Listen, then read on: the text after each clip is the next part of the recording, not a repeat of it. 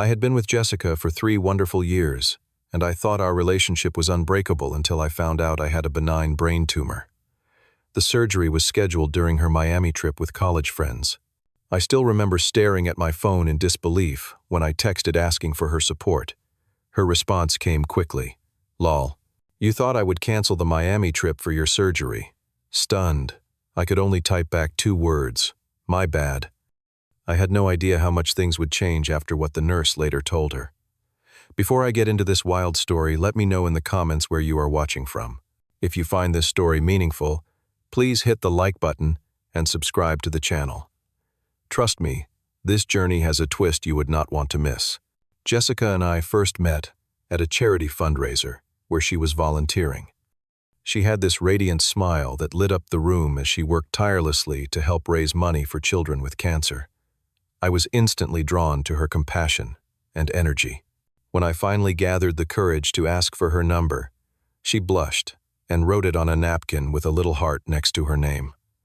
Our early dating phase was filled with moments that convinced me she was the one. Jessica would bring me soup when I had a cold, remember small details about my family, and always seemed to put others before herself. For my birthday, she organized a surprise party with all my closest friends, even flying in my college roommate from Seattle. During Christmas, she hand-knitted a scarf for me that must have taken weeks to complete. After 2 years of dating that felt like a dream, I proposed during a sunset hike to our favorite lookout point. I had arranged for a photographer to capture the moment when I got down on one knee. Jessica cried happy tears, said yes immediately, and we spent the evening calling everyone we knew. We set the date for the following summer, giving us plenty of time to plan the perfect wedding. Life was everything I had hoped for until the headaches began. At first, they were mild and infrequent. I dismissed them as stress from work deadlines, but over the months, they intensified. Along with the pain came occasional dizzy spells and strange vision problems where things would blur momentarily. I ignored these warning signs, pushing through workdays with extra strength pain relievers. It was not until I nearly fainted during a presentation to clients that my coworkers insisted I see a doctor. Reluctantly, I made an appointment expecting to be prescribed stronger medication and sent on my way. The doctor listened carefully to my symptoms, his expression growing increasingly concerned. He ordered an MRI just to be thorough, but something in his voice suggested he already suspected something serious. 2 days later, I sat in his office as he gently explained that they had found a tumor. While it was benign, its location meant it needed to be removed soon before it caused permanent damage. The surgery would be delicate with a recovery period, requiring significant support afterward. I would need someone to help with basic tasks for at least 2 weeks following the procedure. When I told Jessica about the diagnosis that evening, her initial reaction was exactly what I needed. She held me tightly, tears in her eyes, and promised to be there every step of the way. She asked detailed questions about the procedure and recovery, making notes in her phone about what would be needed. I felt so grateful to have her by my side during this frightening time. The conflict arose when she casually mentioned her upcoming Miami trip with her college friends. It had been planned for months, she explained, a celebration of their 10-year friendship anniversary. That was when I realized the surgery date fell right in the middle of her planned vacation. Maybe we could ask the doctor if they can schedule the surgery for the following week. Jessica suggested, her tone light, as if discussing a haircut appointment rather than brain surgery. I carefully explained what the doctor had told me about the urgency of removing the tumor before it pressed on critical areas of my brain. The dates were not flexible and delaying posed unnecessary risks. Jessica went quiet, her expression hardening in a way I had never seen before. "I have been looking forward to this trip for almost a year," she said finally. "Everyone has already bought plane tickets and taken time off work." That night marked the first time I felt truly secondary in our relationship. As I lay awake, my head throbbing with pain, I began wondering about the woman I had asked to spend my life with. This was not just about a vacation, but about priorities, and for the first time, I felt the uncomfortable truth that I might not be at the top of hers. In the days following my diagnosis, communication between Jessica and I deteriorated rapidly. Our text exchanges became increasingly tense, with her responses growing shorter and less frequent. One evening, she accidentally sent me a screenshot of her conversation with her friend Amanda. where she complained that I was being dramatic about the surgery and trying to guilt-trip her into canceling her trip. Her social media told another story entirely. Her accounts were filled with excited posts about Miami countdown graphics and discussions about which bikinis to pack. Not once did she mention my health situation. When mutual friends asked about me in the comments, she would respond vaguely that I was dealing with some health stuff, but would be fine. When I tried to discuss the practical aspects of my recovery, explaining that I would need help with everything from changing bandages to preparing meals, Jessica accused me of being needlessly dependent. Why cannot your parents come help? That would make more sense. Anyway, she suggested, despite knowing that my father had recently undergone knee replacement surgery and my mother was his primary caretaker in their home 3,000 miles away in Maine. They cannot come right now, I explained patiently. Dad is still recovering himself, and it would be weeks before Mom could leave him alone. Jessica sighed dramatically. Well, I am sure you can figure something out. Maybe hire a nurse or something. My medical situation was becoming more concerning with each doctor visit. During a follow-up appointment, the neurosurgeon explained that after reviewing my case with colleagues, they determined the surgery would be more complex than initially thought. The tumor was situated near an area that controlled motor function, requiring extra precision and a longer operation time. Recovery will be challenging, he explained gently. You will experience significant fatigue, possible temporary motor impairments, and will absolutely need consistent support for at least 3 weeks afterward. Is there someone who will be staying with you? I hesitated before answering yes, not wanting to admit the truth. As I left the appointment, anxiety tightened my chest. The surgery was necessary to save my life, but how would I manage the aftermath alone? I began reaching out to friends, trying to cobble together a support system of people who could check in on me during different days of my recovery. Most were willing to help for a few hours here and there, but everyone had work and family commitments that prevented the kind of consistent care I would need. 2 days before my surgery, I made one final attempt to explain the situation to Jessica. We met at our favorite coffee shop, though I could only stomach water due to increasing nausea from my condition. The doctor says, this is more serious than they initially thought. I explained, showing her the folder of preoperative instructions. The recovery will be harder too. I am scared, Jess. I really need you there when I wake up. Jessica glanced at her watch before responding. David, I understand this is important, but you are asking me to throw away thousands of dollars and disappoint all my friends. Cannot you see how unfair that is to me? Unfair, I repeated, struggling to comprehend her perspective. Jess, this is brain surgery. I am not asking you to miss a concert or a movie night. That is exactly what I mean, she snapped. You are making this all about you. People have brain surgery every day. The doctors know what they are doing. You will be fine. Later that night, I sent her a final text. I am really scared about doing this alone. Is there any way you could delay joining your friends by just 2 days so you could be there when I wake up from surgery? It would mean everything to me. Her response came minutes later, lol. You thought I would cancel the Miami trip for your surgery. The flights and hotel have been booked for months. Stop trying to manipulate me. I stared at the phone for what felt like hours, the words blurring through my tears. Something broke inside me at that moment, something beyond repair. I finally typed back, my bad. After that, I stopped contacting her. I packed my hospital bag alone, including extra clothes for discharge, comfortable slippers, and a book I doubted I would have the focus to read. I arranged for my neighbor to water my plants and left a spare key with my friend Tom, who promised to check on my apartment while I was hospitalized. When my coworkers learned I would be undergoing brain surgery without my fiancée present, their shock was palpable. My boss immediately arranged for additional paid leave and organized a meal train for my return home. My colleague Amelia was outraged on my behalf. Are you serious? She is choosing a beach vacation over being with you during brain surgery. That is not a partner, that is a tourist in your life, she said, offering to drive me to the hospital and pick me up afterward. For the first time, hearing someone else say it out loud made me recognize the truth of my situation. I had been making excuses for Jessica for longer than I realized.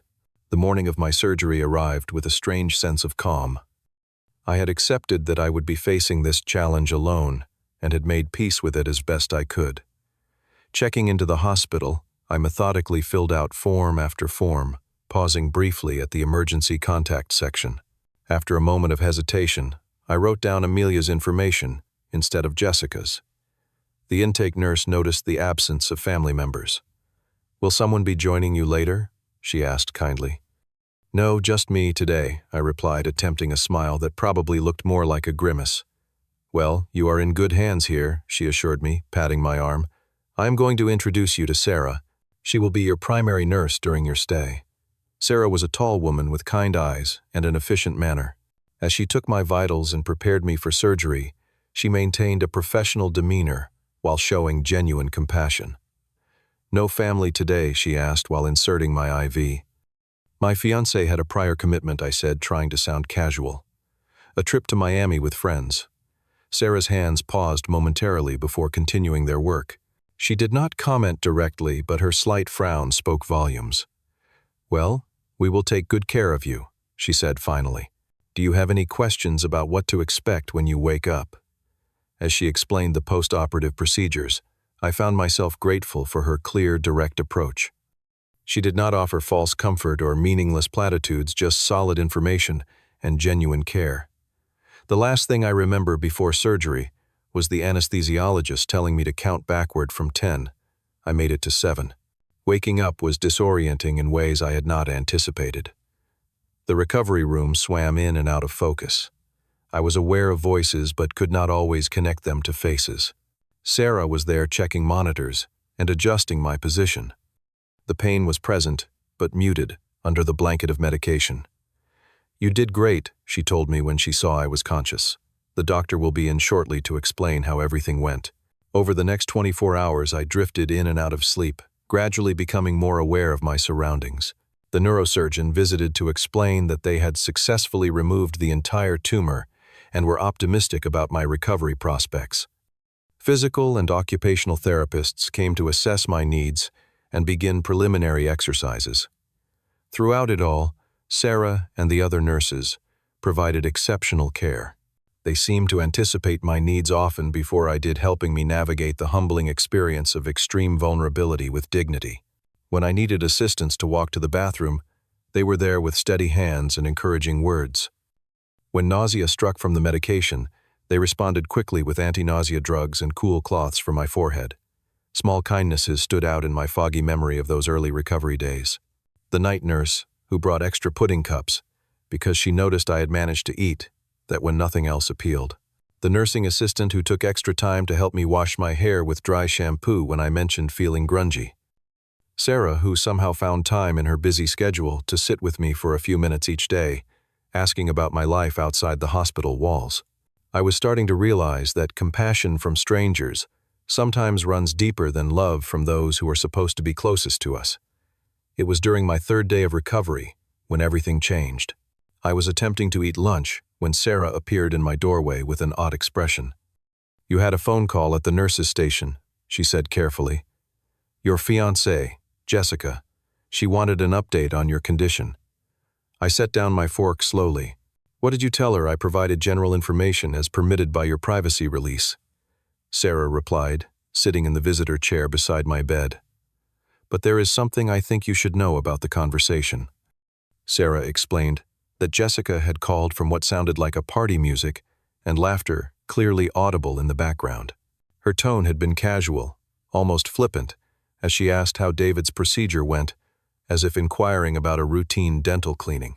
When I explained that you had undergone major brain surgery with a 5-hour operation time, she seemed surprised. Sarah continued. She claimed you had made it sound like a minor procedure. Sarah had calmly but firmly explained the seriousness of brain surgery, the risks involved, and the challenging recovery period ahead. She detailed the temporary motor impairments I was experiencing, the cognitive therapy I would need, and the round-the-clock care required during early recovery. She started getting defensive, Sarah said, claiming you never told her how serious it was. That is when I said something I probably should not have as a professional, but as a human being, I could not help myself. Sarah had taken a breath before responding to Jessica's excuses. When someone you claim to love is having their skull opened and their brain operated on you, do not need them to explain that it is serious. That is something you should understand automatically. Maybe consider what priorities really matter in a life partnership. Jessica had gone silent before quickly ending the call. "I apologize if I overstepped," Sarah said to me now. "It was not my place to lecture your fiancé." "No," I said, a strange sense of clarity washing over me, despite the post-operative fog. "Thank you for telling me this. I needed to hear it." For the first time since my diagnosis, I felt certain about what I needed to do about my relationship once I recovered. The truth had been there all along, but sometimes you need to hear your reality reflected back from someone else to truly recognize it. The next 2 weeks of recovery were a physical and emotional marathon. Each day brought new challenges as I worked with therapists to regain full coordination and strength. The location of my tumor had affected areas controlling fine motor skills, requiring intensive therapy to relearn tasks as simple as buttoning a shirt or typing on a keyboard. Through it all, my support system proved far stronger than I had anticipated. Amelia drove me to follow-up appointments.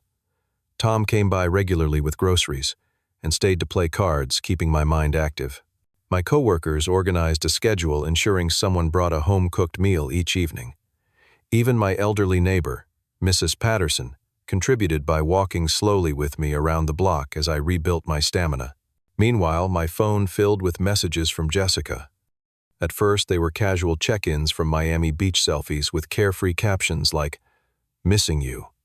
As Sarah's words apparently sank in the messages, became increasingly frantic and apologetic. She sent photos of expensive gifts she had purchased to make me feel better and lengthy texts, explaining why she had misunderstood the seriousness of my condition. I read each message, but focused my limited energy on healing rather than responding. This period of enforced separation provided much-needed clarity. With physical distance came emotional perspective, allowing me to recognize patterns I had previously excused or overlooked. Sarah checked in with me professionally, even after my discharge, calling to follow up on my medication management and therapy progress. Her straightforward approach and genuine concern highlighted the stark contrast with Jessica's self-centered behavior. When Jessica returned from Miami, she arrived at my apartment, unannounced, carrying a designer watch I had once admired in a store window months ago. Her carefully applied makeup could not hide her nervousness as she launched into what sounded like a rehearsed apology. "David, I am so sorry. I did not understand how serious your surgery was. You know I would have been there if I had known. Please give me another chance to make this right." I invited her to sit down my movements, still careful and deliberate, as I settled across from her in my living room. For the first time, I spoke honestly about the patterns I had observed throughout our relationship. "This was not an isolated incident, Jessica. Remember when my grandmother died last year, and you left the funeral early because you had tickets to that concert? Or when you insisted we leave my company award dinner before they announced the promotions because you were bored? Or how about when you scheduled a spa day during my father's surgery?" Jessica's eyes widened. Those were completely different situations. Were they? Or is there a pattern of my needs being secondary whenever they conflict with your wants? As we talked, I brought up other moments I had previously dismissed, viewing them now through the lens of our most recent conflict. The engagement ring box sat heavy in my pocket, retrieved from my bedside table before her arrival. "I think deep down we want different things from a partnership," I said, finally placing the ring box on the coffee table between us. "And that is okay. But it means we should not get married." Jessica stared at the box in shocked tears spilling down her cheeks. "You cannot be serious. You are breaking up with me because I went on one trip." "No," I said gently.